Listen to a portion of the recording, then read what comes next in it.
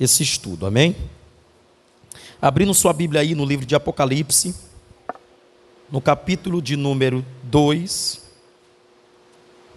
e aí eu vou pedir para que vocês já encontrem aí a partir do versos 12.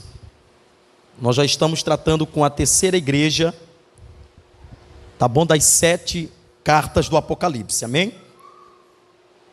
Das 7 igrejas do Apocalipse. E aí nós vamos tratar hoje sobre a igreja de Pérgamo.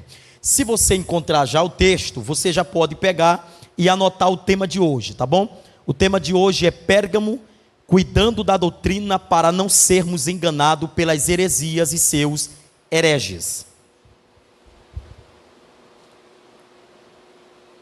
Amém? Pronto, anotando o tema todo mundo. Depois de anotar o tema, você vai para o livro de Apocalipse, no capítulo 2, versículo 12. E aí nós vamos ler o texto, amém?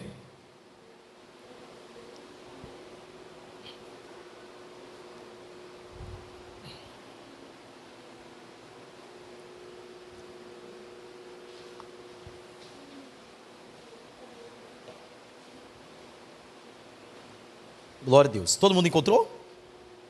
Então vamos fazer a leitura aí do capítulo 2, versículo 12. Ao anjo da igreja em Pérgamo, escreva: estas são as palavras daquele que tem a espada afiada de 2 gumes. Sei onde você vive e onde está o trono de Satanás. Contudo você permanece fiel ao meu nome e não renunciou à fé em mim. Nem mesmo quando Antipas, minha fiel testemunha, foi morto nessa cidade, aonde Satanás habita. 14. No entanto, tenho contra você algumas coisas. Você tem aí pessoas que se apegam aos ensinos de Balaão, que ensinou Balaque a armar ciladas contra os israelitas, induzindo-os a comer alimentos sagrados, sacrificados, e a ídolos, e também a praticar a imoralidade sexual. 15. De igual modo, você também se apega aos ensinos dos nicolaítas. 16. Portanto, arrependa-se, senão virei em breve até você e lutarei contra eles com a espada da minha boca. 17. Aquele que tem ouvidos, ouça o que o Espírito diz às igrejas. Ao vencedor darei do maná escondido, e também darei uma pedra branca com um novo nome que está escrito, conhecido apenas por aquele que o recebe. Aí eu queria que você pegasse a caneta e grifasse todo o versículo 17. Grife aí todo o versículo 17, porque aí está algumas compreensões que nós vamos ter em relação ao nosso ensino, ok? Todo o versículo 17, pode grifar aí na sua Bíblia. Nós temos muito o que aprender hoje. Pronto. Organizado, eu queria que vocês olhassem para cá rapidamente. Olha só.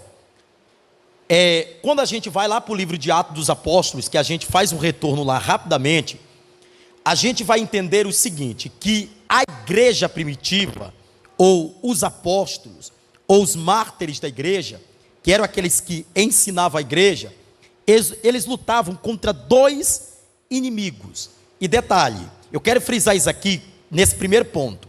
Nós ainda estamos lutando contra esses 2 inimigos. E eu vou falar aqui com muita propriedade. As igrejas estão perdendo para eles 2. E vocês vão observar por quê. Primeiro, os mártires da igreja lutavam contra o mundanismo e os hereges, ou as heresias. Olha só, o que é o mundanismo? O mundanismo está ligado com a necessidade do sistema. Ou seja, então nós estamos falando que a sociedade em si, ela está padronizada dentro de um sistema, e esse sistema não pode jamais corromper, adentrar, tá bom? Ou falsificar em nós um certo cristianismo que não é verdade, que é inverdade. Olha para isso daqui, ó. Esse sistema está ligado às necessidades carnais do homem. E dentro desse sistema, nós estamos combatendo o dinheiro, tá bom? Que aqui nós estamos falando do excesso do domínio, tá bom? Nós estamos combatendo o sexo, tá bom? Ilícito, incorreto. Nós estamos combatendo o poder e o egoísmo. E muito mais do que isso. Se você abrir a Bíblia, no livro de Gálatas, no capítulo de número 5, você vai perceber que Paulo está dizendo o seguinte: olha, existem algumas obras que são obras da carne, e essas obras, elas militam, elas estão numa luta contra o Espírito. Isso porque nós estamos falando que o mundanismo está tentando entrar dentro das nossas igrejas. E se nós não tivermos cuidado, esse mundanismo, esse sistema operacional neste mundo aí fora, vai começar a corromper os princípios pré-estabelecidos aqui dentro. Para vocês terem ideia, se os discípulos, se os apóstolos e a igreja primitiva lutava contra isso e não deixava adentrar dentro das igrejas, então significa dizer que os mesmos inimigos que eles lutavam, nós também devemos lutar contra. Amém, gente? Isso aqui é sério. Se nós não tivermos cuidado, nós vamos começar a deixar entrar dentro das nossas igrejas o legalismo. E nós não somos a favor do legalismo. Nós não somos a favor de que o homem tem direito de fazer de si o que ele bem acha. Por isso é que Paulo, quando escreve a carta aos Romanos, no capítulo 8, ele começa a dizer, ora, ele diz isso aqui: toda pessoa que nasce do Espírito, ele já não está mais sob o poder da carne, mas ele está no poder do Espírito. Agora eu preciso lhe perguntar: quem é que está lhe dominando? A carne ou o Espírito? Né? Geralmente nós dizemos, pastor, eu quero que o Espírito me domine. Mas nós estamos numa luta inflamada contra a carne. E parece que no nosso dia a dia, quem mais vence é a carne. Olha para isso aqui. E detalhe: dinheiro, sexo, poder, egoísmo e etc. Entre tantas coisas, tudo isso é coisa que a carne deseja, gosta. E se não gostasse, provavelmente não seria bom, né? Então, se gosta, é muito provável que seja bom. E há quem diga que pecado é ruim. Eu acredito que não. O pecado é muito bom. Tá bom? O problema é que o pecado distancia o homem de Deus. Então ele é ruim para a sua fé. Amém, igreja? Olha para isso aqui. Se não bastasse o mundanismo como inimigo da igreja primitiva, nós temos também os hereges. Pastor, o que são os hereges? São as mentes cauterizadas que se opõem contra os princípios bíblicos. E se vocês derem uma olhadinha no que está acontecendo aí fora, nós estamos afirmando que, por exemplo, a mente de alguns que se congregam é que eles acreditam que hoje nós não lutamos contra esses dois tipos de inimigo. Mas veja comigo, se nós não tivermos cuidado, e eu falo isso como pastor e como líder espiritual de vocês, se eu não tiver cuidado em quem eu coloco no altar para ministrar a palavra, eu posso cauterizar as vossas mentes, enfraquecer, colocar uma certa doença em vossas mentes, que vai corromper os princípios bíblicos. Nem tudo o que se fala é verdade. Então, para que eu possa refinar o que está sendo falado, eu preciso abrir a Bíblia.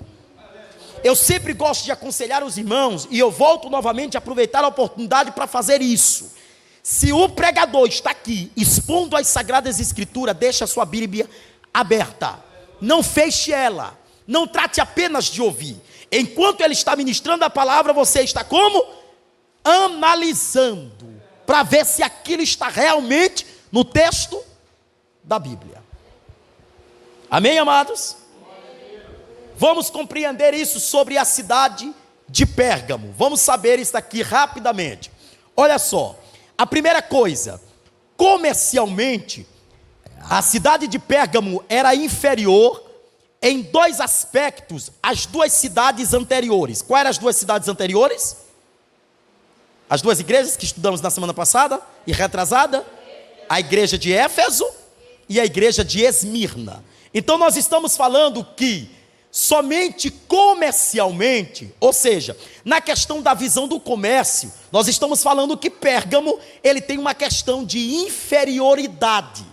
Por quê, pastor? Porque a localização da igreja colocava ela inferior nesse aspecto, porque nós estamos falando que a igreja que estava em Pérgamo, ou a cidade, ela estava localizada no interior, tá certo? E aí, segundo alguns fatos, se garante que ela ficava a 25 quilômetros de Esmirna, indo em direção ao interior. Agora, o que desfavorecia era justamente o crescimento da cidade, porque se a cidade estava no interior, logo as pessoas, elas não investiam na cidade, logo os comerciantes não gostariam de investir por não ter muita renda, diferente de Éfeso e diferente de Esmirna, que era a princesa e que era a flor da Ásia Menor. Ou seja, então nós estamos dizendo que dentro da cidade já existe uma questão de inferioridade, e a igreja precisava combater com isso,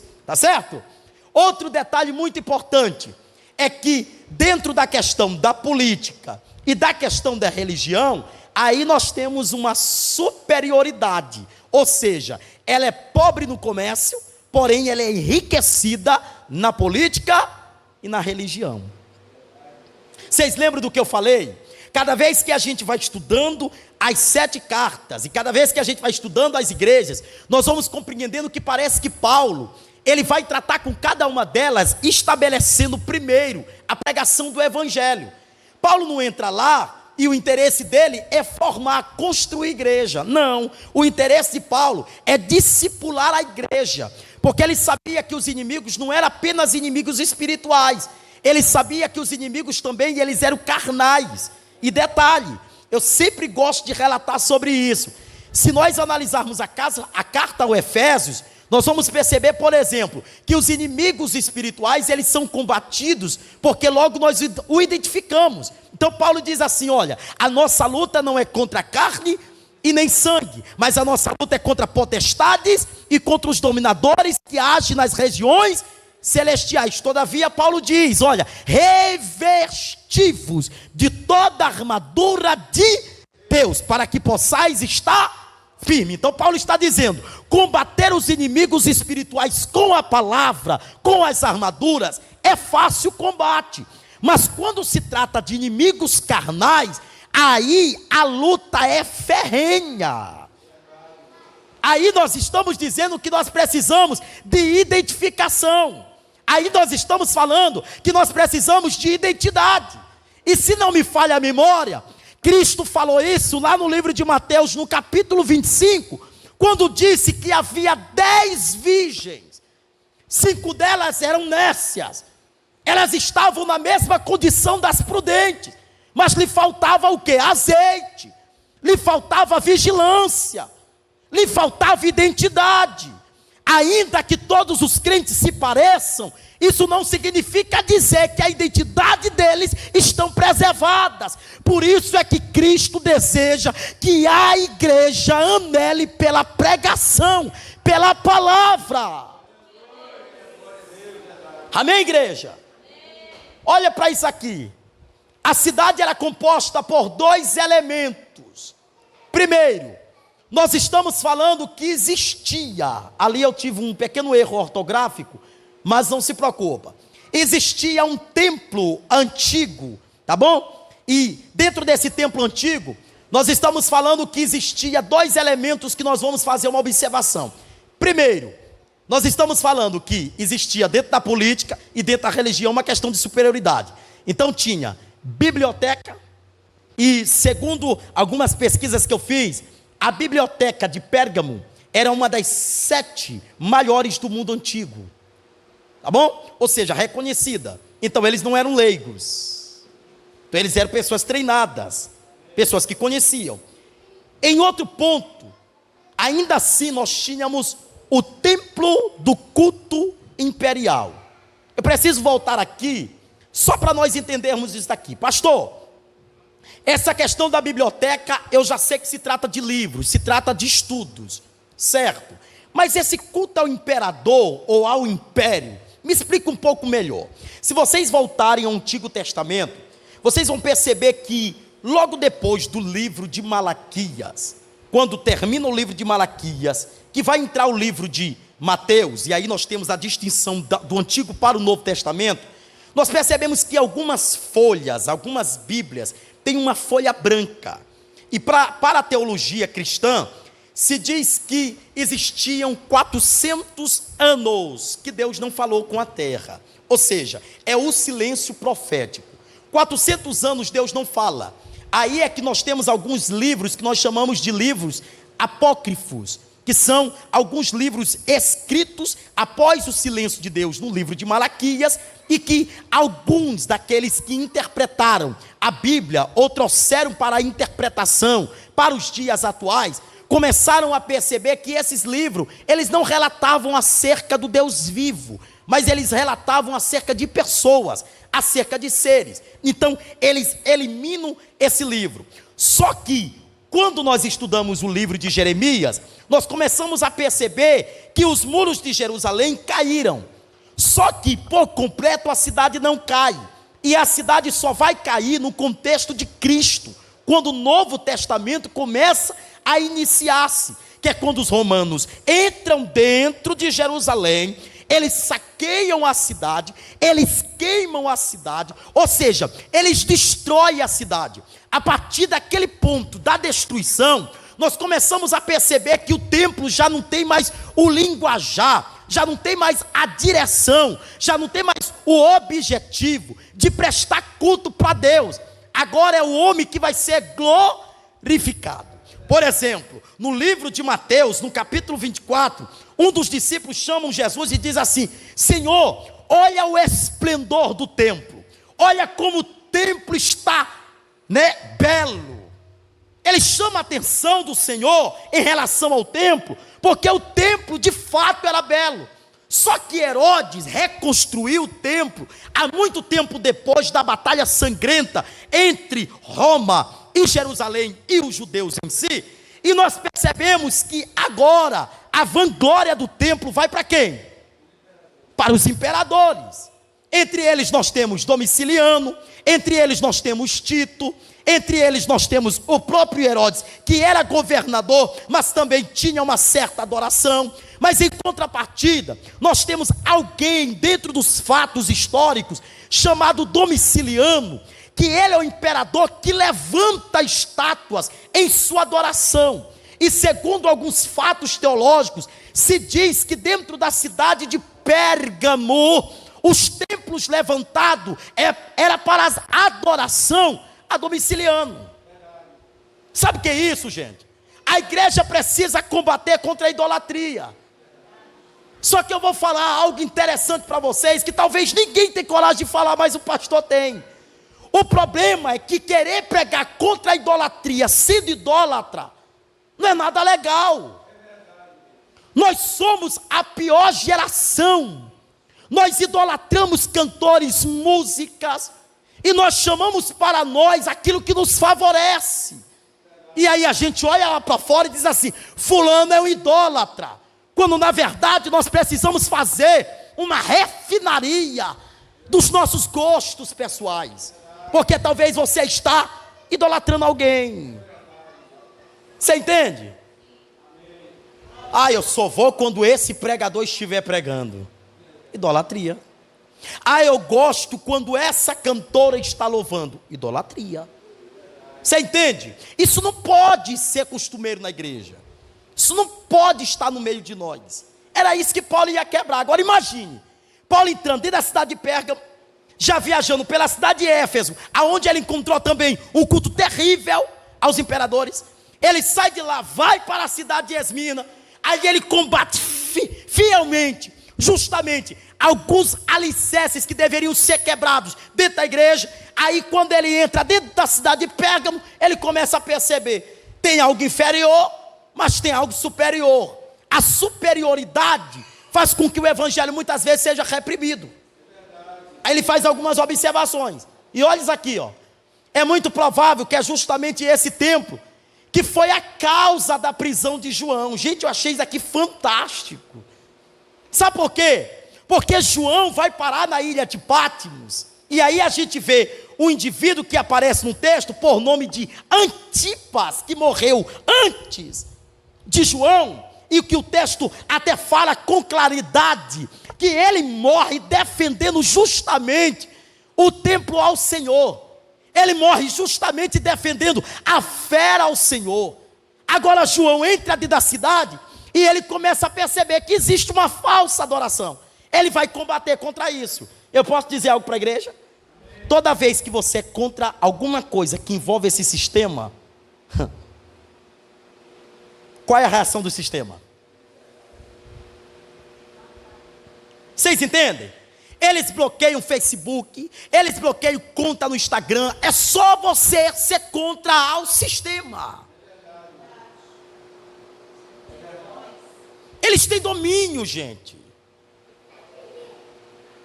Quando o Domiciliano, ele levanta o templo em sua adoração, em seu favor, a Bíblia vai dizer algo interessante aqui. Olha para cá, ó.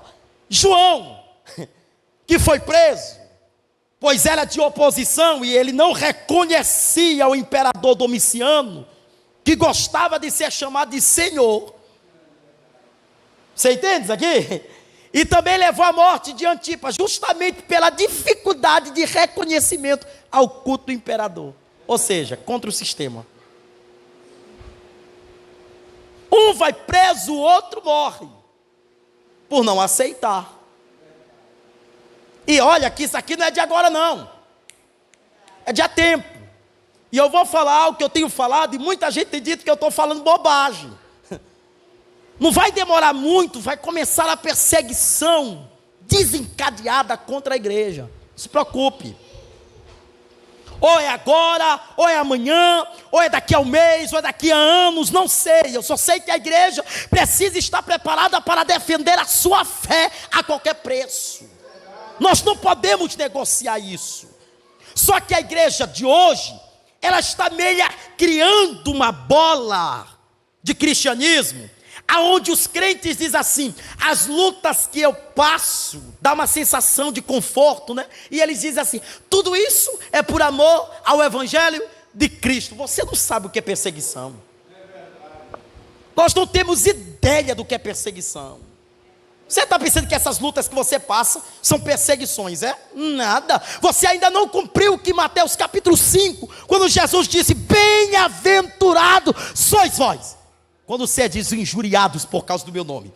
É quando nós começarmos a perceber que as leis que vão reger este país vão ser contra a fé cristã, vão ser contra o cristianismo, vão debater grandes temas em relação à igreja e vão começar a perseguir a igreja brasileira. Quando tudo isso acontecer, aí eu posso dizer para você: de fato você está tendo perseguição à sua fé. Hoje nós estamos vivendo um país muito fácil. Você carrega a sua Bíblia, vem para o culto, não é verdade? Você entra, ninguém, nada, o máximo que pode ter é uma discussão por causa de religião. Só isso, por causa da sua fé. Mas ninguém lhe proíbe de estar aqui. Você entende? Mas vai chegar um tempo, e o pastor já está falando acerca disso. Tá bom? Olha para isso aqui, ó. A mensagem para os crentes em Pérgamo era de encorajamento. Aleluia. A fidelidade dos crentes não puderam evitar as heresias que se infiltrassem. Ainda que eles fossem fiéis, ainda que eles fossem crentes ativos, eles não puderam evitar as heresias. Nós vamos para um próximo contexto, que é justamente as resistências que se tinha dentro da igreja em relação ao texto da Bíblia, em relação à cidade de Pérgamo. Olha só o que nós encontramos. É impossível, gravem isso aqui, ó. é impossível fazer união com o cristianismo e a religião do Estado. Que é isso, pastor? É impossível você ser crente aceitando o sistema. Vamos ler a carta de Paulo, para a gente ver se isso daí está na Bíblia. Abra aí a sua Bíblia. Livro de Romanos. Capítulo 12. Versículo de número 2. Olha o que Paulo diz. Não se amoldem ao padrão deste século, deste mundo. Espera aí, o que é padrão? Sistema, imposição, decreto, né? Olha aí. Mas transformai-vos pela renovação da sua mente, para que sejais capazes de experimentar e comprovar a boa, a agradável e perfeita vontade de Deus. Agora pega a sua Bíblia e vá para o livro de 1 Coríntios, no capítulo de número 3, versículo de número 16. Ele diz: vocês não sabem que são santuários de Deus e que o Espírito de Deus habita em vós? Agora vai lá para o livro de 1 Coríntios, capítulo de número 6, versículo 12.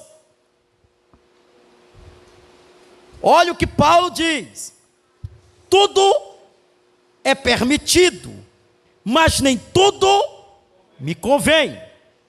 Tudo é permitido, mas nem tudo me convém. Aí ele continua: mas eu não deixarei que nada me domine.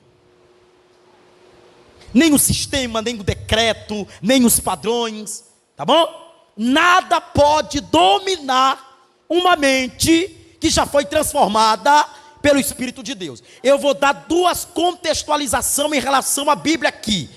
O Egito não mudou José.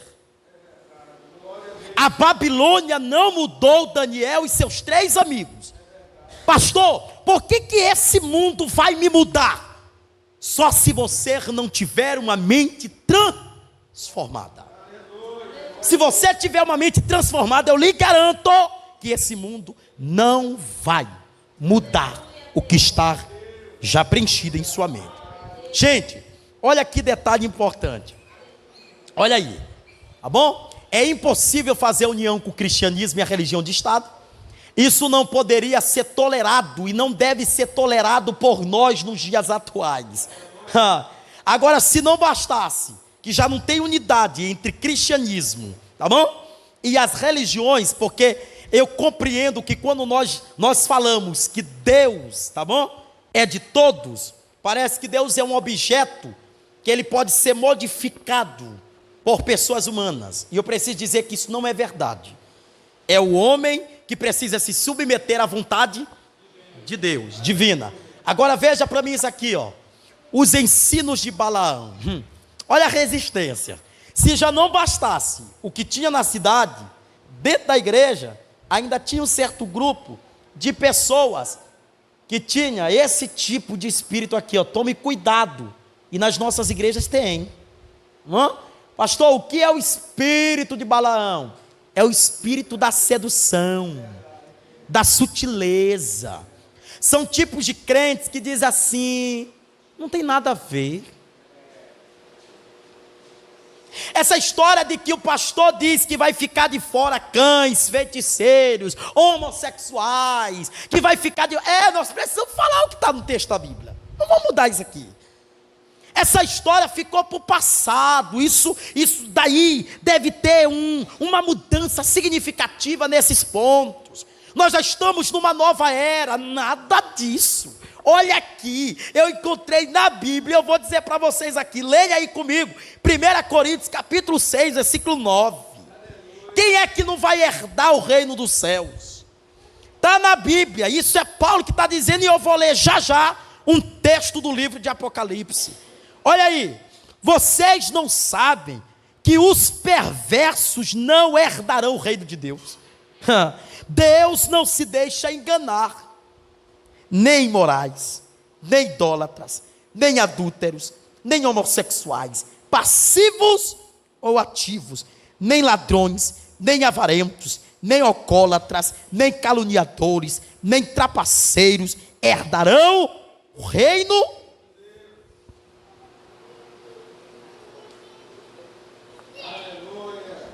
Qual é o mundo que nós vivemos? Não é o mundo do que pode tudo, do que devo fazer o que bem acho. Bate na minha mente, eu tenho o direito de reproduzir isso no meu corpo. Simples assim, pastor. Espera aí, mas vamos ler o texto. Vamos ver o que Paulo está combatendo na igreja de Pérgamo, que deve ser algo combatido na igreja atual. Nós somos contra, escuta aqui, gente, a adoração a ídolos. Nós somos contra a prostituição. Agora, detalhe, essa questão da prostituição aqui, ela engloba a imoralidade sexual. Ela está dentro do contexto. Você entende? Gente, nós estamos vivendo, jovens, preste atenção no que eu vou dizer para vocês. Nós estávamos no Coroadinho pregando agora essa semana. Na segunda-feira nós estamos também estudando o livro de Apocalipse com eles. Eles estão tendo essa oportunidade. E eu disse para eles o seguinte, preste bem atenção no que eu vou dizer para vocês. Nós adultos, que já trilhamos o caminho da fé, nós já temos uma estabilidade na nossa mente. Nada tira mais a gente da presença de Deus, nadinha. Porque a gente já vem construindo. Agora essa nova juventude, com essa tecnologia avançada, com esses ritos criados, aí é que vocês precisam ter um pouco mais de cuidado. E vamos falar isso aqui com seriedade. O que estamos vendo aí fora, a criação, a formação, tá bom? Dessa nova mentalidade de pessoas que nunca leram um texto bíblico, de pessoas que nunca vão saber. Eu fico olhando assim, parece que as pessoas têm uma autoridade terrível de falar o que está errado na Bíblia, mas nunca têm a autoridade de se olhar e ver os erros que estão nelas. Bom? Olha para isso aqui, gente. Um dos ateus mais conhecidos no Brasil chegou à conclusão de que Deus existe. Eu até ri, mas eu glorifiquei. Ele disse: jamais a ciência pode explicar com exatidão como há no universo tanta perfeição. Ele estudou, ele foi atrás, e ele uniu a ciência com a experiência divina, e chegou à conclusão de que fato Deus existe. Agora veja, daqui a pouco, minha gente, essa nova mentalidade de jovens, analfabetos de Bíblias, tá bom? Incoerentes com o texto da Bíblia, vão dizer daqui a pouco que tudo que é tocável é Deus. De que Deus para eles pode ser qualquer coisa, menos um ser divino, menos um ser que tem princípios, menos um ser que tem atributos pessoais, morais e espirituais que devem ser preservados. Essa é a sociedade que eu combato com a Bíblia. Uma sociedade legalista, uma sociedade oportunista, uma sociedade ladronas de consciências espirituais e que dizem para os nossos jovens que eles podem fazer dos vossos corpos, das vossas mentes, o que bem acharem. Não. Não pode não. Quem foi que disse para vocês que podem? Hein? Quem foi que disse? E eu acho interessante que se os pastores e líderes tivessem a coragem de exortar a igreja com tanta maturidade e com tanta verdade, não acontecia podridão nos nossos altares como tem acontecido nos dias atuais. Lixos sendo pregados, pregadores deixando lixo, e a igreja recebendo como se fosse um alimento sólido.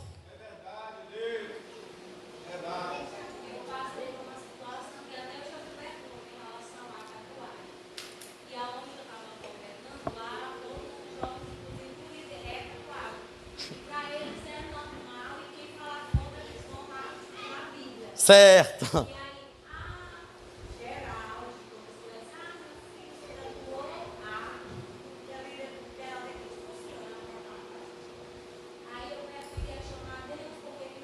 Sim. Que Deus disse para ela que ele tinha se tatuado para poder os jovens que são tatuados se sentirem bem e receberem. Meu Deus, que ele quer falar a Bíblia, tem que cuidar. Aí eu me senti assim. Ah, é? Agora quer dizer... eu tô fazendo para vocês. Eu vou dizer algo aqui para vocês. Não vou entrar no mérito desse tema agora, porque é um tema vasto. É um tema que, se a gente colocasse para um estudo aqui, daria um debate gigantesco. Tá bom? Mas o pastor Leandro é contra totalmente. Tá bom? E com veemência. E vou dizer algo aqui para vocês, estarrecedor. Se eles têm texto bíblico para dizer que livremente, tá vendo, irmã Mônica está lá atrás, tá vendo? Eu não disse para vocês que uma hora ou outra eu ia confundir o nome de vocês, eu disse. Aí vocês ainda na mesma direção aí, tá bom? Mas olha que coisa, se eles têm texto e comprovam, tá bom? Nós vamos debater aqui em um próximo estudo, nós vamos passar pelo menos uma hora trabalhando sobre isso aqui, e eu tenho um monte de coisa, e é bagagem, para falar sobre esse tema, tá bom? E posso garantir que eu não preciso mundanizar para chamar. Paulo não pregou sobre isso. Tá bom? Irmã Monique, deixa eu dizer algo para você aqui. Posso dizer algo aqui interessante? Tá bom? Isso aqui está sendo gravado, que é para ser transmitido lá pelo nosso canal. Tá bom? E o pastor aqui é cabra macho. Tá bom? Para falar. A gente não troca princípios para agregar jovens. O jovem que entrar por essa porta vai ficar aqui pela Bíblia. E não por jogo de luz. Tá bom? Eu sempre digo algo interessante. Tá bom? Eu vou dizer algo aqui para vocês. Por favor, se alguém discordar, é algo pessoal. Mas eu acredito que quem entra na igreja não precisa ter um belo ministério de louvor. Porque isso não faz tanta diferença na sua vida espiritual. Você tem que entrar na casa de Deus e encontrar um ministério de louvor que você diga assim: são comprometidos com a verdade, são pessoas de caráter, pessoas que a gente vê o andar, são pautados na palavra. Agora eu vou inflamar um pouquinho aqui. Eu já fui, tá bom? Em determinados ministérios, que quem acabou de louvar na presença de Deus, acabaram de louvar, ele sai tudinho no momento da palavra, e vão fazer os seus encontros lá fora, no momento em que o pregador está ministrando. E os pastores com a carinha de bobo: não posso falar nada, porque senão eu perco os jovens. O pastor Leandro não tem medo de perder pessoas por pregar a sã doutrina ou por pregar a palavra genuína. Quem entrar aqui, o que vai lhe chamar a atenção é a palavra. Se não for a palavra que lhe chamar a atenção, você não vai permanecer nesta igreja. Palavra. Perguntaram para o pastor Ziel Gomes: por que o senhor prega a doutrina? Porque ele disse: doutrina é que leva para o céu. Se nós não pregarmos doutrina e não pregar a Bíblia, o que nós pregaremos? Aí nós vamos começar a fazer como disse os líderes dela. Deus me disse que é para mim fazer, para chamar alguém, tirando o texto da Bíblia. Amém, minha gente? E nós estamos aqui, ó. Olha aí. Se não bastasse os ensinos de Balaão, que é a sedução, e tome cuidado, que tem muitos dessa forma, ainda tinha os ensinos dos nicolaítas, tá bom? Os nicolaítas, eles eram um tipo de grupo que eram legalistas, eles quebravam o princípio para manter estável a comunicação entre todos. Vamos ler a Bíblia. Abre a tua Bíblia aí. Atos 15, 20.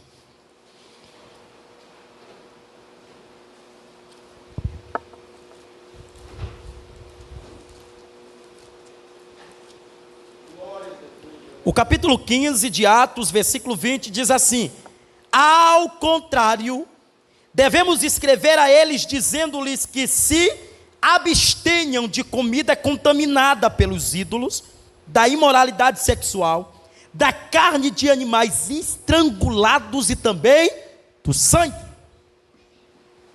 Prezado, tá bom? O que os nicolaítas diziam? Pode. Pode ter participação nas contaminações da carne? Pode. Vocês podem se misturar? Pode. Quando Paulo entra na igreja de Coríntios, eita minha gente, aqui é estarrecedor esse negócio. Quando Paulo entra, aí Paulo está trabalhando com a igreja, logo bem no começo do capítulo 3, ele diz assim, ó, presta atenção. Ele está ausente da igreja, aí no meio da igreja, tem gente assim no meio de nós, tá vendo? Que acha que pode nos comprar por dinheiro. Olha, rapaz, eu tenho um bem e o pastor provavelmente ele não vai falar para mim, porque o meu dízimo é grande, né? Então isso faz com que ele fique em silêncio para mim. Leandro não. Leandro não. Sabe o que Paulo vê? O que Paulo vê? O líder da igreja de Coríntios, fechando os olhos para a realidade, e aí no meio dos irmãos, tinha um indivíduo, a Bíblia não fala que o pai dele estava morto. A Bíblia diz apenas que ele estava se relacionando com a madrasta. Então ele estava tendo uma relação extraconjugal, porque provavelmente a mulher era casada, tinha compromisso com o pai do cara, do rapaz lá. Só que ele faz parte da família dos nobres, da família dos poderosos, tá vendo? Porque tem gente que acha que pode comandar a igreja por muito tempo de ministério. Eu já tenho tempo, o pastor não poderá falar nada para mim, enganou-se. A igreja é de Cristo. E quando a igreja é de Cristo, eu entendo que sobre mim tem uma responsabilidade. Eu não posso omitir para você a verdade do cristianismo, a verdade bíblica. O líder estava dizendo assim, mas ele é da família da irmã, família nobre. Não tem pastor assim? Não tem irmão pastor assim? Que quando aquele irmão é daquela família da fulana, que tem dinheiro, o pastor abre mão dos seus princípios, para não perder o favoritismo, para não perder a vantagem, para não perder a porta aberta. Porque tem gente que acha que pode comprar a igreja com carro, tem gente que acha que pode comprar a igreja com uma fazenda. A igreja foi comprada com alto preço. Não pode se limitar a isso. Paulo é rasgado. Sabe o que Paulo diz? Disciplina o irmão. Tira ele da comunhão até ele aprender.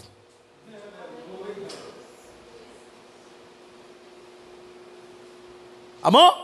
E eu vou dizer algo aqui interessante para vocês. Igreja que preza pela Bíblia, muita gente não fica. Fica nada. Ixi, meu irmão, não fica. Irmão, essa igreja é muito antiga. Irmão, eu quero uma igreja aqui, rapaz. Eu quero uma igreja que quando eu entro eu saia fadigado, eu saio. Cristo não nos chamou para estar aqui, para nossa carne reinar. Para mim, particularmente, os melhores cultos não é aqueles cultos que a gente sai falando em língua. Para mim, o maior culto é quando eu saio de cabeça baixa. Que eu digo, eita meu Deus, a palavra hoje me quebrou, foi todinho. Mas eu preciso virar crente, que eu ainda não sou. Porque tem gente que acha, né? Eu vou falar, irmão, eu vou falar. Né? Tem gente que acha que as melhores pregações são aqueles pregadores que arrebentam. Aí tem pregador que para ele impressionar, como é que ele chega? Aí ele muda até a voz, aí ele tem aquela voz, né? Aí ele começa, e que Deus vai começar a arrebentar. É agora. Agora. Ele fica cansado, ele fica exausto, ele começa, é um. Aí a igreja. É dois. Aí a igreja. Irmão, aí quando ele fala é três, dá um pulo. Aí a irmã. Está entendendo? Me diz se isso muda a vida do crente. Me diz se isso faz você um crente novo. Às vezes sai daqui pior do que entrou. Sabe por quê? Nós não devemos ser crentes emocionais. Paulo disse para a igreja de Coríntios: o evangelho que vos anuncio agora já não é mais o evangelho do leite, já não é mais o ensino do leite. Vocês precisam de comida sólida, de comida bruta, que faz vocês ficarem fortes. Vocês entendem? E você não se preocupe não. Aqui está na Bíblia. Os homens aí fora vão começar a escolher mestres segundo o seu coração. Quem é que não quer ter um pastor legalista? Que libera tudo na igreja. E pastor, eu estou achando que a igreja ela está muito diferente, né? Nós precisamos dar uma modernizada na igreja. Eu acho bom colocar um jogo de luz, né? Que é para a gente ver se a gente faz uma balada gospel. E aí o senhor sabe como é que é, né? Isso é que agrega. Pastor, nós temos que começar a fazer. Calma. Né? Ó, o pastor aqui, ele sabe ouvir. Mas nem tudo que ele ouve, ele coloca em prática, não. Pastor, o que o senhor acha? É mesmo, irmão? Peraí, vamos ver se isso não vai começar a dar uma direção para a igreja errada. Vocês entendem? Se isso não vai começar, porque a pior coisa é você chegar na sua igreja e você não se encontrar mais. Meu Deus, irmão, agora está tudo diferente, agora tudo pode, agora tudo, nada.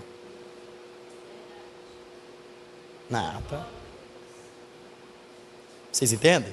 Os nossos eventos lá fora, a evangelização como nós trabalhamos, vocês sabem, gente, nós trabalhamos com seriedade. Vocês são cientes, porque vocês caminham com a gente, vocês sabem como é que é. É seriedade. A gente bota um carro na rua não é para brincar, é para pregar, e a gente prega. A gente faz um evento lá fora de evangelização, é para botar para fazer, não é para ficar com brincadeira não. Vocês entendem?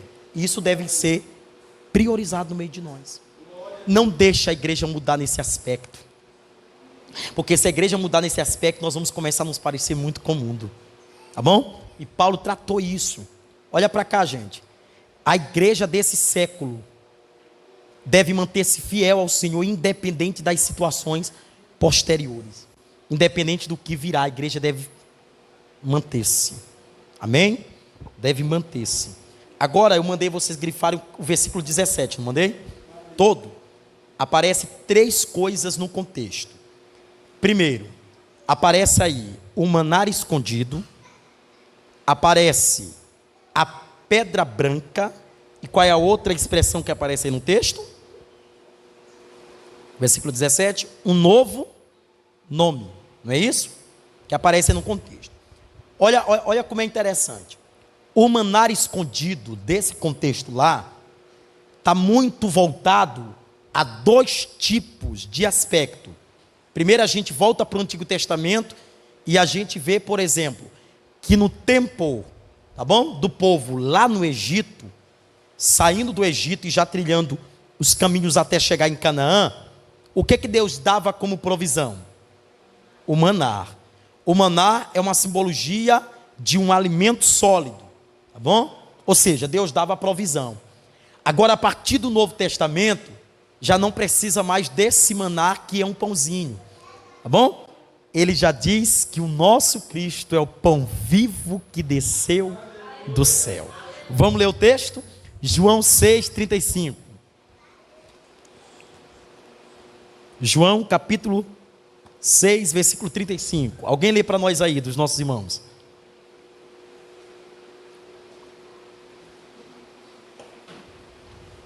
Jesus respondeu: Eu sou o pão da vida, quem vem a mim nunca mais terá fome, e quem tem em mim nunca mais terá Ô glória, amém? É isso que Jesus está dizendo, ou seja, esse maná que estava escondido, prometido para a igreja de Pérgamo, como uma recompensa pela fidelidade. E olha que eu vou dizer algo aqui interessante, dentro da igreja de Pérgamo nós tínhamos dois grupos, o grupo daqueles que acreditavam nas heresias e o grupo daqueles que eram fielmente ligados às Sagradas Escrituras, tá bom? Que guardavam os princípios da palavra de Deus. Ou seja, então o maná escondido está associado justamente ao sacrifício de Cristo, a pessoa de Cristo na própria igreja, amém? Segunda coisa, agora isso daqui é muito interessante, olha que coisa que a gente encontrou aqui, gente. Vamos ler aqui, ó. Vocês não precisam anotar. Por isso que eu anoto aqui, que aí vocês têm só a leitura, tá bom? A pedra branca. Olha o que eu encontrei, gente. Aqui é fantástico. São existentes 3 visões em relação a esse termo, pedra branca. A primeira delas é que nos tempos antigos, a pedra branca era símbolo de absolvição. Olha como é que é. Algo bem interessante. Quando alguém era julgado diante de uma corte, os juízes sentenciavam o acusado da seguinte forma: se o acusado fosse condenado, ele colocava uma pedra negra, e se ele fosse absolvido, ele colocava uma pedra branca. Olha que coisa interessante, né, irmão? Algo aqui mesmo bem. Segundo, em tempos antigos, também a pedra branca simbolizava hospitalidade. Se alguém fosse bem recebido na ocasião, se partia uma pedra branca como sinal de agradecimento. Fui bem recebido. Olha, coisa legal, né? E a terceira, nos tempos dos gladiadores romanos, os gladiadores que venciam 1000 combates, tinham o direito de se assentar nos melhores lugares na arena, bem como também receber uma pedra branca. E na pedra branca tinha o nome dele e também o nome dos seus oponentes vencidos. Sabe o que Deus estava dizendo? Além de maná, eu darei uma pedra branca, e na pedra branca vai estar escrito o teu novo nome. Rapaz, que coisa linda, né, meu irmão? Lindo demais isso daqui. Rapaz, eu me maravilhei com um negócio desse. Está entendendo? Quando Cristo oferece algo para nós, gente, aqui a gente deve guardar. Por isso que ele disse assim: tome cuidado para que ninguém roube a tua coroa. Guarde ela com firmeza. Mantenha ela bem equilibrada. Amém, gente? Agora eu queria que a gente fosse num texto da Bíblia, rapidamente, no livro de 2 Pedro, e eu quero relatar algo aqui interessante sobre a questão das heresias. Por que existe alguns hereges, tá bom? Que estão introduzindo aí coisas que não devem ser introduzidas no nosso meio. No capítulo 2 de 2 Pedro, diz assim, ó: no passado surgiram falsos profetas. Ou seja, ó, os falsos profetas já tinham vindo desde a antiguidade. Também surgirão entre vocês falsos mestres. Agora eu quero parar nesse ponto aqui, eu quero fazer uma pergunta, que agora eu quero que alguém levante a mão e responda para mim. Qual é a diferença do falso profeta para o falso mestre? Alguém pode levantar a mão aí e responder? Pronto.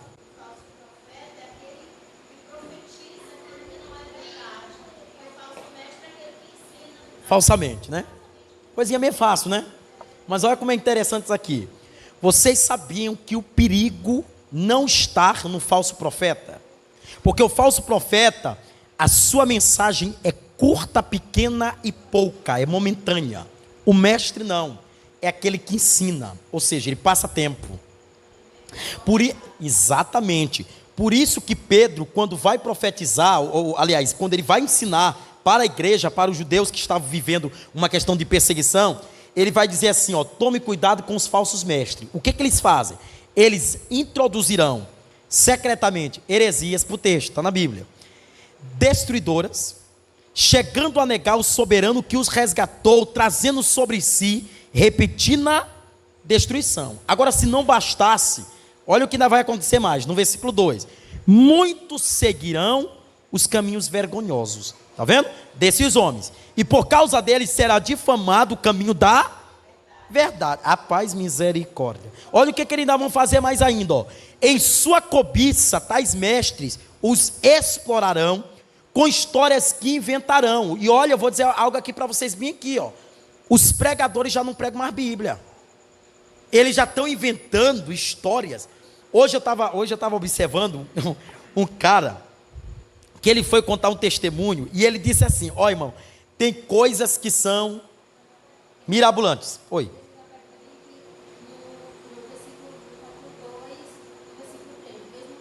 Certo.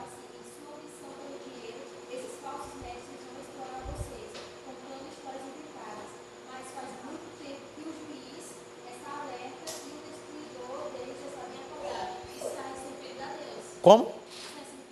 Não, a eles. Veja, porque ele diz assim: em sua cobiça tais mestres os explorarão com histórias que inventaram. Há muito tempo a sua condenação, ou seja, independente do que eles fazem, há uma condenação que para sobre eles. Eles têm consciência de que eles estão condenados pela Bíblia. Tá bom? Entendeu? Pode ler aí, ó. Tá bem explícito aí, ó. Ele diz: e a sua destruição não tardará. Não tarda. Não é isso que está aí na sua Bíblia? Não? Não? Capítulo 2, versículo 3, não é isso? O meu está exatamente esse contexto. Como é que está aí nele?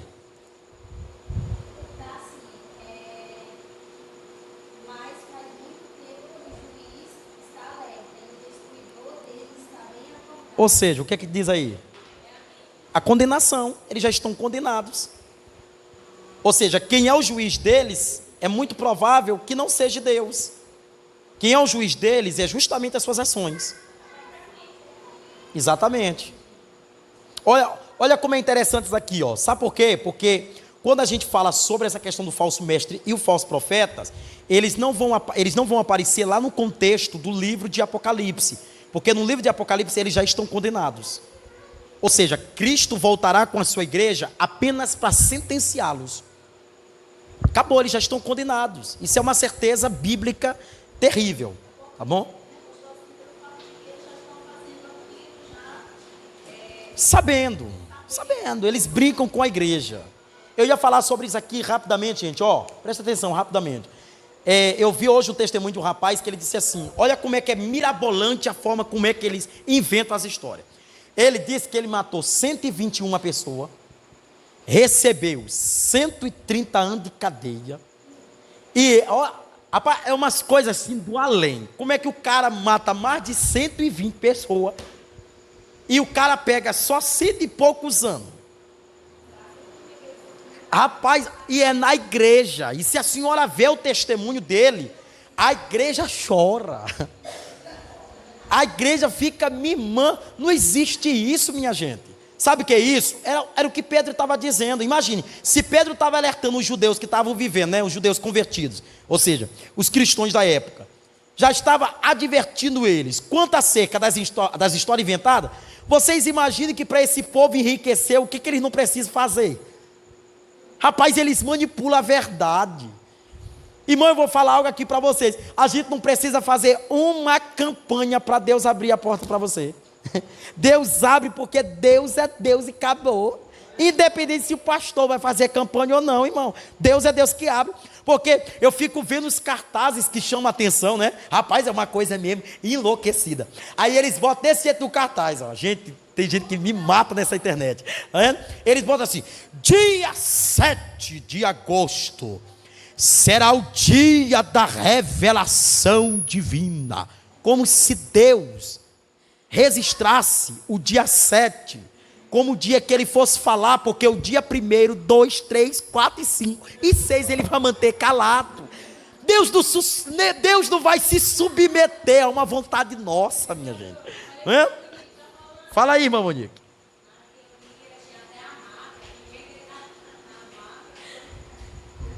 É o que, minha filha? Tinha maca.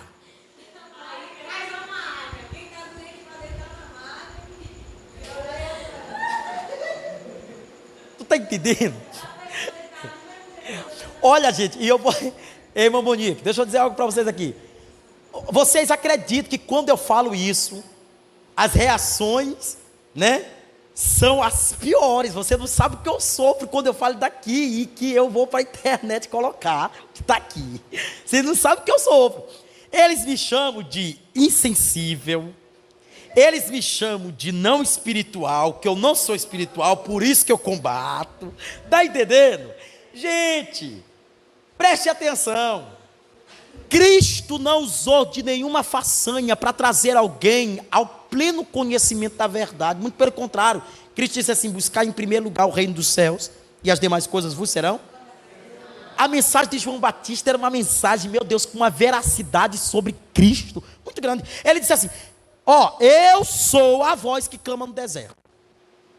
Aí a ordem para os homens: preparai os vossos caminhos e endireitai os vossos caminhos. Raça de víbora, amante de si, presunçosos. Ainda tem gente que diz que o pastor Leandro diz que é duro nas mensagens dele. É porque tu ainda não viu a de João Batista. Que quando tu vê João Batista, ele olha para um rei e diz assim: tu, prostituto.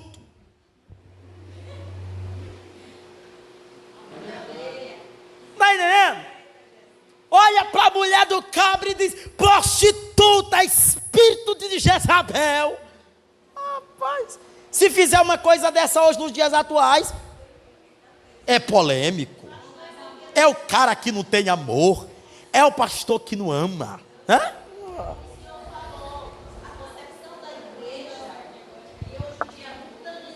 Exatamente. Pronto, acabou. E inclusive mudar essas verdades e talvez colocar ali uma pintada de amor, eu não digo nem de amor, eu vou até tirar esse nome, que eu acho que não é amor. É uma pintada de falsidade, né, misturada com amor. E aí se não sabe se é verdade, se é falso. Aí eu fico vendo gente pecando e o amiguinho dele na costa dele dizendo: eu te amo em Cristo Jesus. Não te preocupa que o pastor, é porque o pastor não sabe o que é o amor verdadeiro. Mas eu te amo. Continua no pecado, vai tu e ele para o inferno. Agora, só que o amigo verdadeiro, irmã Graça, ele não diz isso. O amigo verdadeiro diz assim: minha irmã, largue este homem, que este homem é casado. Tu está destruindo uma família. Minha irmã, largue de prostituição. Você está entendendo? É controverso, mas o amigo verdadeiro preza pela verdade. Amém?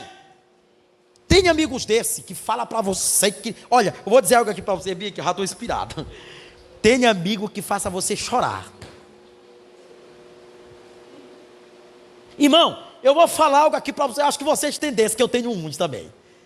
Que quando ele manda você sentar para conversar, irmão, a palavra dele é pior do que um tapa. Tudo que ele fala, não, você fica caladinho. A cabeça, eu acho engraçado que quando a gente faz errado, o que a gente já sabia que era errado, a gente fica igual um coitadinho. Com a mão. Eu não sei o que tem nesse dedo que tanta se coça. Mas é verdade. Aí ele fica desse jeito, né? Oh, meu pastor. Eu nem sabia. O sincero não, o arrependido não, ele já vem logo chorando. Eu errei, eu sou todo errado, a culpa é minha. Eu sabia que não era para fazer. Por isso é que provérbio diz o quê? Quem confessa e deixa, alcança. Mas quem não confessa, mantém para si. Tá bom. Você entende? Às vezes precisa disso, meus irmãos. Amém, gente? E nós devemos ter muito cuidado com essa questão da sedução, com essa questão do ensino. Tá bom? Eu acredito que se o pastor, tá bom? Ele prioriza o ensino da palavra verdadeira, é muito provável que vocês não correrão atrás de nada que não seja esse ensino. Gente, olha como é que é interessante isso aqui. Eu vou continuar. Olha o que Pedro chama esses caras, tá vendo? Se o pastor não tem coragem, mas Pedro tem. O versículo 14 do capítulo 2, na continuação ele diz assim: Eles têm os olhos cheios de adultério, nunca param de pecar, iludem os instáveis e têm um coração exercitado na ganância. Malditos.